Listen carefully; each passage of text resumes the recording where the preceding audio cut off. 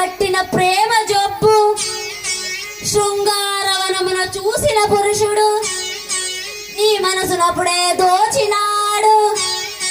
6 అడుగుల అందమైన వాడు ముల్లోకాలకు నారాయణుడు నీతో పరిణయమే కోరినాడు. రాలుగాయ పిల్ల, నీవు రాళ్లతో కొట్టించి పంపినావు. నీ వలనే అతను బాధపడుచుచు నిన్నే తలుచుచూ ఉన్నాడు. ఆది దేవుడు అతడే కాదా శ్రీనివాసునుగా వచ్చినాడు. నీ పరిణయమే తప్పక జరుగు, నీ దిగులంతా తీరిపోవు. నరులడ్డు పడితే నీకేమి కాదు నీ మనువు. ఓయమ్మ మారు మాటలాడ